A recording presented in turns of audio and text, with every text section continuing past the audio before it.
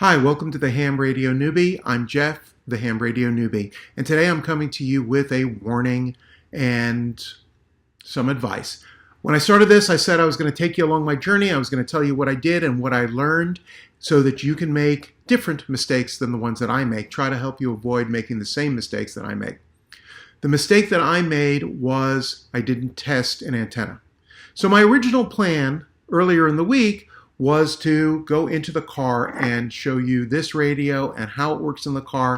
You know, I've got a 45-minute to an hour drive each way, and I use it. I talk to people. I enjoy it.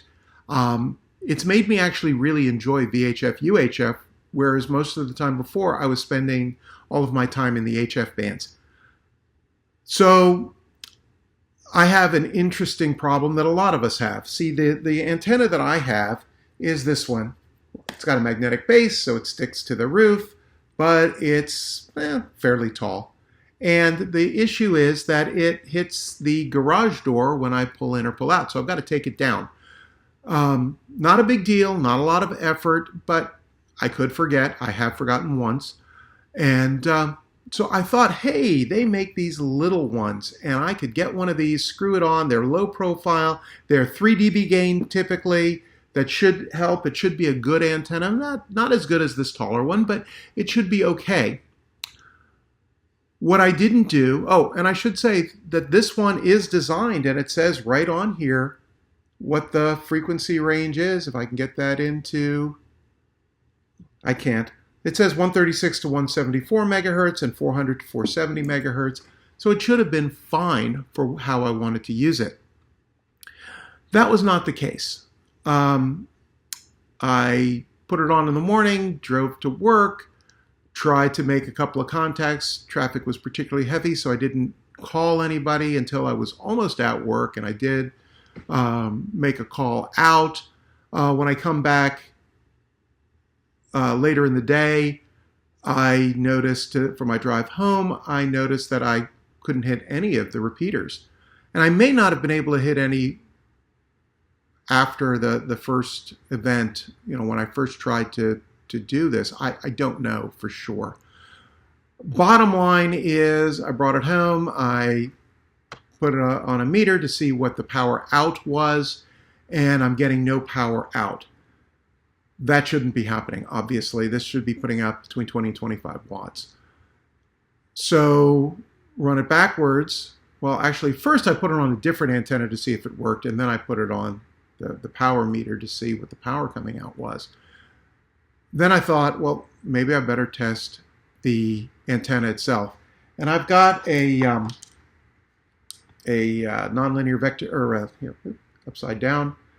I've got a network vector analyzer. This is the Nano VNA. It really is about between $35 used and $75 new. I think I got mine off Amazon for about 50 bucks. They're great. They are great for measuring the SWR. And that's almost the only thing I use it for. I haven't done any of the other more advanced things like a Smith chart or anything. But what I want to do is I want to keep my SWR somewhere, well, obviously as close to 1 as possible, but 1 would be ideal, and that's not possible.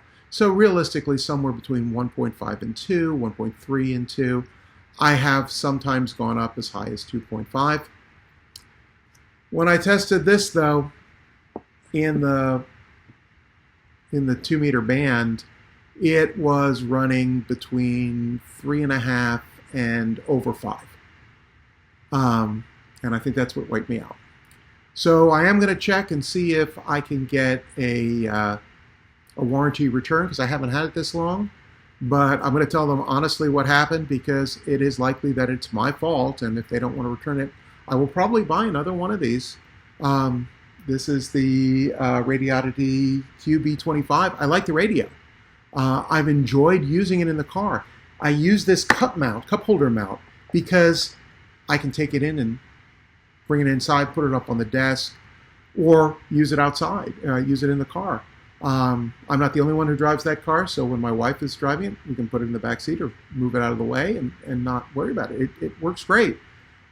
And I hope to show you how much fun it is in the car in an upcoming video. But again, the warning here is when you get a new antenna, even if it's supposed to be for the frequency range that you use, they could be defective. Check the SWR before you hook it to your radio. Save yourself an expensive mistake. I'm Jeff, the ham radio newbie, KB5JRC, with a warning. 73 to you, and take care.